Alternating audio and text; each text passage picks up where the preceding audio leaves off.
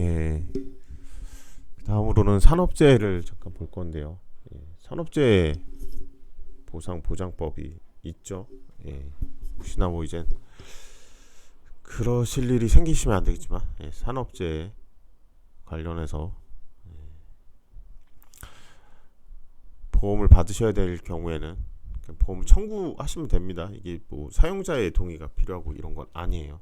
근데 이제 중대 산업재해 관련해서 요즘에 계속 이슈가 됐죠. 몇 년 전부터 이제 뭐 위험 직군에서 일하시는 분들이 있죠. 그 근로자분들 중에 요즘에는 외국인 노동자분들이 많이 일을 하셔서 뭐 예전만큼은 많지는 않지만 그래도 상당 부분 그 일반 그 제조업 공정에서 일하시는 분들이 있어요.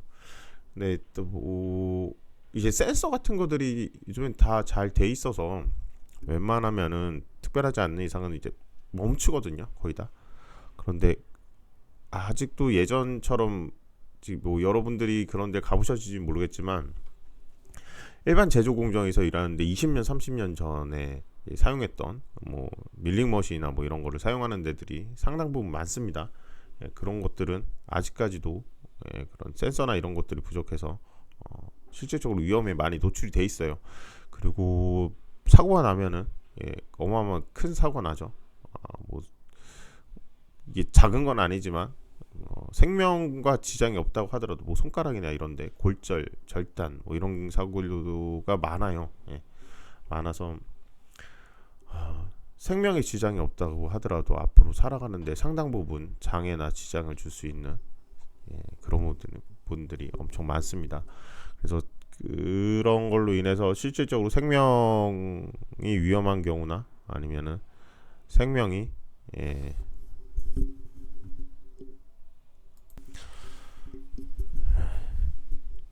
뭐 사망하시는 경우도 많고요. 예. 그래서 뭐 요즘엔 뉴스가에서 상당 부분 나오니까 그래도 많이 노출이 돼서 법률도 바뀌고 하는데 뭐 이견이 많아요. 예, 이 부분도 뭐 여러분들은 어떻게 생각하실지 모르겠지만 산업재해로 인해서 만약에 중대한 사고가 발생했을 때 그 부분에 대해서 경영자가 책임을 지는 부분이에요. 그것도 실질적으로 그 형량이나 이런 부분도 상당히 높고요. 어떻게 보면은 그게 맞을 수도 있어요. 당연히 그렇게 해야 될 수도 있고, 근데 어떤 면에서 보면은 상당한 주의를 기울였는데 발생하는 사고에 대해서까지 이런 중대한 책임을 지는 것에 대해서 어, 일반 사용자 측에서는 상당히 반발이 심하겠죠. 네. 뭐 그런 것처럼 양쪽 다 의견이 팽팽하다고 보시면 됩니다. 예, 그랬을 때 어느 쪽이 뭐 맞냐 틀리다 이거는 좀 어려운 것 같아요. 당연히 보호는 받아야 되고요. 예, 보호 자체의 필요성은 인정이 되는데 그 수위를 어느 정도까지 정해야 되는지 어느 정도 강제했을 때 이런 사고가 그 발생을 좀 방지할 수 있는지 뭐 이게 어떻게 보면은 다 금전적인 문제하고 연관이 돼 있을 수도 있어요. 예. 그 해당 시설에 대해서 안전적인 부분에 대해서 다 안전책을 마련하고 관리자들이나 이런 부분도 소홀하지 않게 마련하고 할 수 있으면 좋겠는데 그러면은 타산이 안 맞죠. 그 영세한 업자들이 생각보다 많아요. 기계 한 두 개, 세 개 두고 종업원하고 두세 명이서 일하면서 하청을 받아서 일하는 업장들이 생각보다 많습니다. 요즘에는 많이 없어지긴 했는데 없어졌다기보다는 이전을 했죠. 예, 외곽 지역으로 이전을 하다 보니까 이제 도심 지역에선 그런 경우를 볼 경우가 거의 없긴 한데 생각보다 많아요. 그런 업체들이. 뭐 캐드나 이런 걸 이용해 가지고 자동화된 시설을 가지고 일하는 곳에서도 한 두세 명, 세네 명 뭐 이렇게 일하면서 어, 하청이 지하청이죠. 그런 식으로 분량을 맞추고 하는 것에 대해서 많이 있습니다. 예, 많이 있어서 그런 데서 발생하는 사고에 대해서는 더더욱 이제 보상을 못 받는 경우도 많고요. 어, 뭐 산재 처리를 한다고 해도 이게 완벽하게 처리가 되는 건 솔직히 아니거든요. 예. 그래도 최소한의 보장을 받을 수 있어서 다행이긴 한데 그런 경우들이 있어서 안타까운 경우들이 있어요. 예. 뭐 제 지인분들 중에서도 이제 그런 되게 소규모로 운영하시는데 근로자로 일하시는 분들도 있고 운영하시는 분들도 있고 한데 양측 다 얘기 들어보면은 둘 다 말이 맞아요. 예.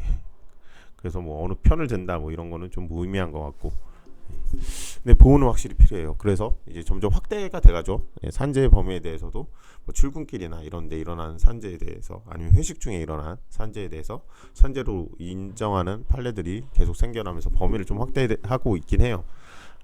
뭐 어느 정도까지 확대할 수 있을지 모르겠지만 뭐 나쁜 건 아니죠. 네, 확대해서 어느 정도 근로자의 근로성이나 이런 부분을 보호하는 거 차원에서는 상당히 뭐 바람직하게 볼 수도 있고요.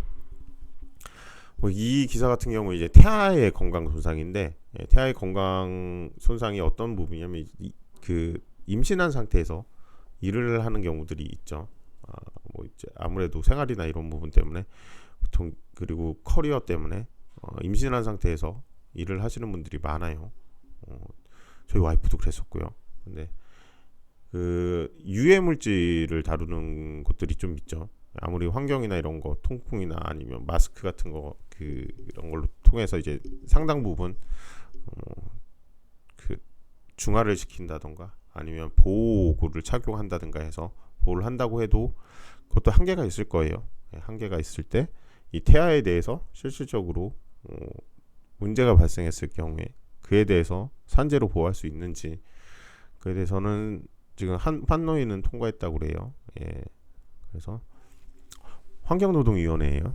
국회에는 여러 가지 위원회가 있죠. 그래서 환경노동위원회에서 이제 통과를 해서 이 부분이 만약에 법안으로 이제 발의가 되고 실질적으로 시행이 된다고 하면 임산부들에 대한 부분은 좀 더 강력하게 보호가 되겠죠.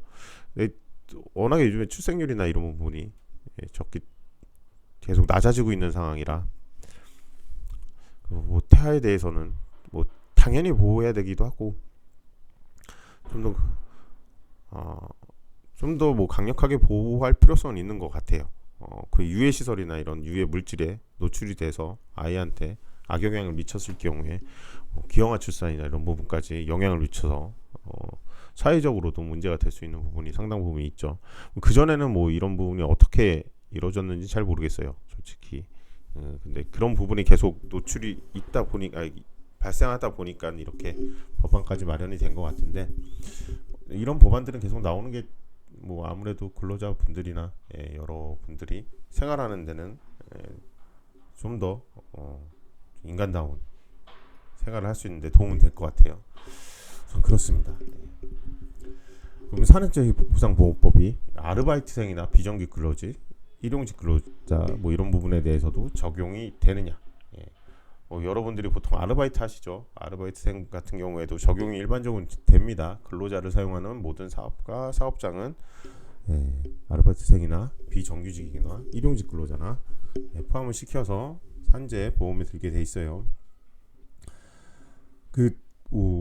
일용직으로 가는 경우에도 이거를 원청징수처럼 해가지고 4대 보험료는 아니고 그 공제를 합니다. 그래서 공제하는 비율을 두고서 이제 하청업체하고 원청업체하고 다투는 경우도 있고 한데, 제외되는 경우도 있어요. 공무원이나 공무원법, 그리고 군인은 군인 재보상법이 따로 있어요. 거기서 적용되거나 선언법이나 가구 내 고용활동, 집안에서 하는 거죠. 같이 그냥 그럼 몇 대를 이용 뭐 이런 데 있잖아요. 그런 데서 하는 경우에는 이거를 실질적으로 그런 경우는 이제 제외를 해두고, 농업이나 이런 경우에도 5인 미만인 경우에는 제외되는 경우들이 있어요. 그런 식으로 산업재해 보상보험법의 다른 법규에 의해서 보상을 받거나 아니면은 그 근로자라고 보기 어려운 환경이나 뭐 이런 경우에는 좀 제외를 시키고 있습니다. 요양급여를 받잖아요. 예전엔 이게 아까 전에 말씀드렸듯이 사용자한테 지금은 필요가 없는데, 사용자가 신청을 안 해주고 동의를 안 해주면은 안 됐었던 시절이 있었어요. 근데 지금 요양급여는 근로복지공단의 요양급여를 신청하면 됩니다. 소속 사업자, 내가 어디서 근무를 했는지, 그리고 재해가 어떻게 발생했는지, 어디서 뭐 사고를 발생했을 수도 있고, 아니면 어디에서 뭐 발이 뼈었을 수도 있고, 아니면 밖에서 외근을 하고서는 물건을 날르다가 다칠 수도 있잖아요. 도소매업 같은 경우에는 배달 같은 걸 해야 되는 경우들도 많을 거고, 그럴 경우에 다쳤을 때 재발생경이나 이런 거를 입증할 수 있는 자료와 함께 제출한. 보통은 근데 어차피 바로 병원에서 입원을 하거나 진료를 받으니까 그걸로 어느 정도 입증은 돼요. 예. 재해에 대한 의학적 소견은 진단서나 이런 걸 관련해서 제출하면 됩니다. 그런 거 외에는 뭐 실질적으로 문제되는 경우는 거의 없어요. 이 내용은 대부분 그냥 가지고 있는 내용에서 할 수 있으니까. 근데 이제 재보상을 청구, 그러니까 산재보험이죠. 산재보험에 대해서 근로복지공단에 신청을 했는데 이제 반려가 되는 경우들이 있죠. 그때는 산재보험의 필요성이나 실제 입증을 저희가 해야 돼요. 신청하는 쪽에 뭐 소송을 하고 이러기도 하죠. 금전적인 부분으로 맞지 않는 경우도 있고, 그럴 경우는 실질적으로 소송해가지고 다퉈가지고 찾아오는 경우들도 있어요. 이 인가성이 불분명한 경우들이 있잖아요. 뭐 예전에 같은 경우에는 지금의 이제 출퇴근길에 있었던거나 아니면 회식 자리에 있었던 부분이 산업재해로 인정되는 경우가 많으니까 크게 문제는 없었겠지만, 예전 같은 경우에는 그런 부분 자체가 이제 법률적으로 어느 정도 정립이 되기 전까지는 상당히 많이 다퉜죠. 그래서 뭐 되게 오래된 거지만, 뭐 삼성전자 같은 경우에 반도체 관련해서 산재로 인정이 되느냐 안 되느냐 상대가 다투다가 어느 정도 승소를 하고 이런 것도 있었죠. 그런 것처럼 그 다투는 경우들이 상당히 많아요. 그래서 산재보험 같은 경우에 이런 거를 입증을 하셔서 나중에 소송을 할 수도 있으니까, 혹시나 반려될 경우를 생각해서 재해가 발생됐을 경우에 그때 관련된 사진이나 취합할 수 있는 CCTV가 있을 수도 있고요, 블랙박스가 있을 수도 있고요, 아니면 누구 제3자의 증언이 있을 수도 있고요. 혹시나 문제가 될 소지가 있다고 생각할 경우에는 그런 부분을 취합해 놓는 것도 하나의 도움이 될 거예요. 나중에 뭐 한참 지나가지고 증명을 하려고 하면은 이게 쉽지가 않아요. 모든 게 입증 책임 때문에 쉽지 않은 경우들이 있으니까 그런 부분까지 고려해서 해두시는 게 좋지 않을까 생각이 듭니다. 그러면 다음은 인권 침해인데, 뭐 뒤쪽에서 이제 보시면 알겠지만 국민인권위원회에서 대부분 인권 침해 관련된 부분을 다루고 있어요. 많이들 진정을 넣으시고 하시는데, 뭐 엊그저께부터 이제 문제가 되는 이슈죠. 방역 패스 관련해서 20대 분들이나 이런 분들은 이제 대부분 많이 다 접종을 하시고 하셔서 크게 문제는 없는데, 그 뭐 알레르기나 아니면은 기저질환이나 이런 것 때문에 백신을 못 맞으시는 분들도 상당 부분 있어요. 그리고 이제 아이들 같은 경우에는 이거를 뭐 학부모 입장에서는 아직 명백하게 확인이 되지 않는 상태에서 이걸 맞춰야 되나 말아야 되나 상당히 의문을 갖고 있는 분들도 있을 거예요. 이게 뭐 어느 게 맞다 틀리다고 할 수가 없어요. 이게 참, 그렇죠? 뭐 지금 백신 맞기 시작한 지가 뭐 그렇게 오래된 것도 아니고, 이걸로 인해서 향후에 어떤 부작용이 나올지 솔직히 알 수가 없는 상황이잖아요. 그 정부에서는 부작용이 아니라고 다 말하는 거 있는 부분들이 모르는 거죠. 나중에 알고 보니까 실질적으로 부작용이었을 수도 있고, 부작용이라고 호소하는 분들도 있고, 저는 다행히 부작용이라고 뭐 굳이 얘기해봤자 뭐 팔에 통증이 한 달 있다가 조금 있었더라고요. 지금은 괜찮은데 그런 경우, 이런 경우들이 계속 되다 보니까 불신이 아무래도 이제 그런 부분만 뉴스화되고 문제화되고 생기다 보니까 불신이 더 갖게 되죠. 그럼 불안한데 본인도 아닌 자녀들까지 받게 해야 되는 이런 부분이 인권 침해에 해당하느냐, 이런 걸 보고 반대한다고 청와대에 청원을 한 게 있어요. 뭐 충분히 뭐 가능한 얘기 같아요. 이런 게 인권 침해에 해당, 이제 어떻게 보면은 강제하는 거랑 별반 다르지 않다고 볼 수도 있잖아요. 뭐 혼밥을 해라, 그렇죠? 아니면은 뭐 백신을 맞은 사람들과 같이 밥을 먹던지 이런 경우도 있고, 실질적으로. 그리고 이제 학생들 같은 경우에 학원을 가는지 여부를 봐서 백신 패스를 적용하는지 여부가 지금 문제가 되고 있다 보니까 상당 부분 문제가 될 수 있는 부분인 것 같긴 해요. 예. 그러니까 지금 뭐 이게 20만 명 엄청 많죠. 예. 지금 얼마인지 모르겠어요. 제가 이거 캡처하기 훨씬 전이겠죠. 이건 기사에서 캡처를 한 거니까. 예. 여러분도 이게 뭐 했을지 모르겠어요. 저는 아직 투표는 아니죠. 참여는 안 했는데 논란이 될 만하긴 해요. 제 주변에도 이제 못 맞으시는 분들이 있어요. 예. 이런 부분에 대해서 우려를 하시는 분들은 못 맞으십니다. 그분들은 그게 더 힘들어요. 없는 병도 생기고 뭐 이런 분들이 있기 때문에 아무튼 아직까지는 상당히 어려운 문제긴 해요. 예, 그런 부분들을 이제 어떻게 어느 정도까지 서로 맞춰 나가야 되는지 이제 숙제죠. 그래서 이런 걸 인권 침해라고 생각을 했을 때 인권 침해에 대해서 어떻게 처리를 요청할 수 있느냐. 국가인권위원회가 있어요. 국가인권위원회. 여러분들이 뭐 뉴스에서 많이 나오죠. 국가인권진상조사위원회 뭐 이런 것도 있고 여러 가지 뭐 예전에 5.18 관련해서도 조사위원회가 따로 꾸려지기도 하고 특별위원회 뭐 세월호도 제가 알기로는 한 몇 개월 안 남은 걸로 알고 있는데 특별진상조사위원회나 이런 게 다 꾸려지죠. 국가인권위원회 같은 경우는 일반적으로 이제 진정서를 접수하시면 되는데 진정서 접수하는 거 외에 본인이 직접 접수하기가 어렵다. 뭐 그러면은 비실명 신고 대리인이 있어요. 저도 그걸 대리하겠는데 여지까지 대리해 본 적은 없어요. 한 2번인가 요청이 들어왔었는데 국가인권위원회 진정할 수 있는 사안이 아니었어요. 예, 그래서 별도로 대리해서 넣어주진 않았는데 진정해 주진 않았는데 여러분들 혹시나 뭐 인권 침해가 있는데 직접적으로 인권 침해나 아니면은 인권위원회 인권 관련 사건인데 하기가 어렵다. 그리고 어떻게 해야 되는지 모르겠다. 그리고 꼭 필요한 얘기 같다. 그러면은 비실명 대리 제도가 있으니까 한번 사용하시는 것도 괜찮아요. 예. 뭐 거기에서 이제 기초적으로 상담을 받으시고 이게 신고의 대상인지 아닌지 판단을 한 다음에 말도 안 되는 거죠 하시는 분도 있어요. 근데 그분들은 원래 계속 진정을 놓고 다니시는 분들이에요. 유명한 분들이 있습니다.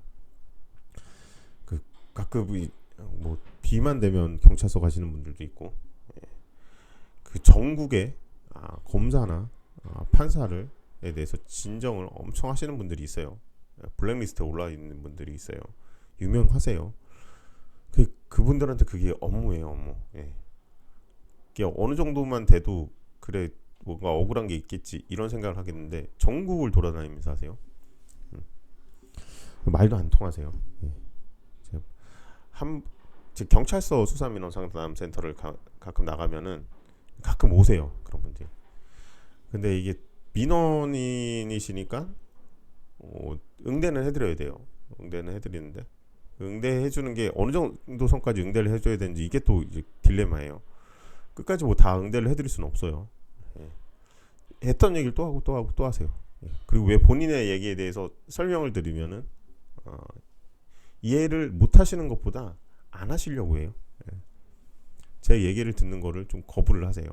그러다 보면은 이제 또 문제가 생기죠. 예, 마찰이 생기고 마찰이 생기다 보면은 또 안 좋은 소리가 오고 가고 뭐 이럴 수 있기 때문에 뭐 수사관님들 되게 힘드세요. 예, 민원인들 담당하시는 수사관님들은 뭐 저야 이젠 변호사니까 가서 뭐 잠깐 겪는 거고 뭐 이게 대응을 하다 이제 안 된 것 같으면 옆에서 이제 수사관님들이 저절을 해주시고 아니면 제가 그냥 정리를 할 수 있는데 네, 못 하시는 분들도 상당히 많죠. 예, 그 수사관님들 특히 뭐 그런 분들 이제 안 된다 이렇게 계속 하면은 왜 내 것만 안 받아주냐 또 민원을 넣어요. 예, 국가인권위원회 이런데 진정을 넣습니다. 수사 절차에서 난 부당한 대우를 받았다 뭐 이러면서 제가 보기에 하나도 부당한 대우를 받지 않았는데 말도 안 되는 소리를 하고 있는데 예. 이런 게 또 좀 많은 게 조합 같은 데가 많아요. 아까 전에 이제 말씀드린 그 전매 제한과 관련돼서 이제 조합 아파트 같은 거 설립을 하잖아요. 조합을 설립하면 조합원이 있고 조합원은 일반 거기 그 지주분들이죠. 땅 같은 거 가지고 그 주택이나 이런 걸 제공한 일반적인 조합원이고 그 조합장이 있죠. 네, 조합장의 행동이 마음에 안 드는 거예요. 마음에 안 들면은 그 다음부터 계속 그걸 가지고 토를 답니다. 예. 뭐 당연히 잘못했으면 그거에 대해서 이의를 제기하고 정당한 권리를 찾는 거는 조합원의 권리니까 그거는 상관이 없어요. 근데 하나하나씩 문제를 제기해요. 뭐 진짜 실질적으로 배임을 하거나 횡령을 하는 경우도 있어요. 그럴 때 형사상 문제가 돼가지고 처벌을 받는 경우도 많습니다. 근데 그런 게 아니라 이거는 실질적으로 본인들 요구를 안 들어준다는 거예요. 자기네들 원하는 대로 안 해준다고 하는 그런 패거리라고 하긴 좀 그렇지만 하나의 집단이 형성이 되면 거기서부터 계속적인 이의와 압박을 받습니다. 그게 되게 힘들어요. 예. 조합장이나 조합원 뭐 이렇게 각 임원을 하면서 아파트가 실질적으로 다 건설이 될 때까지 그런 걸 확인하는 게 아니 그 다 하는 게 쉽지가 않아요. 예. 뭐 그분들이 그냥 하는 건 아니에요. 근데 조합장도 어느 정도 보수는 받습니다. 예, 보수는 받는데 그런 보수나 아니면 이권이나 이런 게 뭔가 본인들이 하지 못한다는 거에 대해서 화가 나신 건지 그런 부분은 이의를 많이 제기를 합니다. 이의를 제기할 때 또 뭐 이걸 참 꼭 오시는 데가 형사 경찰서에 와서 해결을 하려고 하세요. 왜 얘기를 안 들어주니까요. 얘기를 안 들어주니까 경찰서 와서 해결을 하려고 하시다 보니까 꼭 분쟁이 서로 생겨요. 서로. 그러면 상대방도 가만히 안 있죠. 그러면 서로 가만히 안 있습니다. 예, 그러면 서로 싸워요. 그러다 보면 이제 감정의 골은 더 깊어지고 그런 데서 이제 많이 나온 게 이제 명예훼손, 모욕, 조합원 총회할 때 막 싸웁니다. 너가 잘했니, 내가 잘했니, 뭐 그러면서 뭐 조합 총회가 무효다, 막 이런 소송도 많이 하고요. 실질적으로 문제가 되는 경우들이 상당히 많아요. 그래서 나중에 혹시나 여러분들이 재개발이나 이런 거 하면서 주택 조합 같은 거 설립하고 거기서 뭐 조합장이 되시고 하신다고 하면은 최대한 투명하게 하세요. 당연히 투명하게 요즘엔 하지만 그러시면은 이제 관련 자료나 이런 걸 다 오픈해 버리면은 그나마 비밀을 덜 제공해 주는 거죠. 근데 회계 처리나 이런 부분에 대해서 자료를 제대로 공개하지 않으면 그걸 계속 문제 삼는 거예요. 정보 공개 청구하고 왜 정보를 공개하지 않느냐, 뭐 그러면서 회계장부를 왜 보여주지 않느냐, 그러면서 문제를 삼는 거예요. 그러면서 회식비나 이런 거 가지고도 문제를 삼습니다. 하나하나가 다 문제인 거예요. 거기서는. 그래서 아무튼 국가인권의 그런 부분에 대해서도 진정이 들어오고 합니다. 그 조합에서의 진정이 아니라 수사민원센터나 이런 데서 경찰관이나 이런 민원이 제대로 처리가 본인 원하는 대로 되지 않으면 그런지 공무원분들도 많이 그런데 와요. 진정이. 저도 진정을 한번 당해본 적이 있습니다.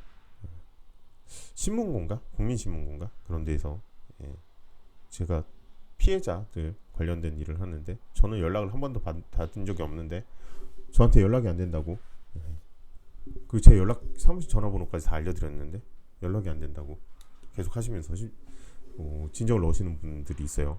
법원에서 저한테 전화가 와요. 이게 어떻게 된 거냐고. 연락이 온 적이 없다고. 그래서 말씀을 드리는데 아무튼 뭐 원하지 않게 그런 경우에 휘말리는 경우도 있어요. 그러니까 조심해서 사세요. 어쩔 수 없습니다. 그런 분들이 뭐 작정하고 진정을 놓고 하면은 답은 없어요. 나중에 크게 문제 안 될 정도만 이제 만들어 놓으시면은 문제는 안 되니까 너무 걱정하실 필요는 없으시고요. 공무원이나 이제 공직 쪽에 일하시는 분들이 그런 게 좀 많아요. 일반 사기업에서 근무하시면서 그런 부분 가지고 문제 삼을 일은 별로 없죠. 공직이나 이런 쪽에 공공기관하고 관련된 일을 하시면은 그런 일이 많을 수 있으니까 조심하셔야 됩니다. 뭐 절차는 그래요. 인권 상담을 해요. 그리고 진정 접수를 하고 사건을 국가인권위원회 조사관이 조사를 해요. 그리고 위원회에서 의결을 합니다.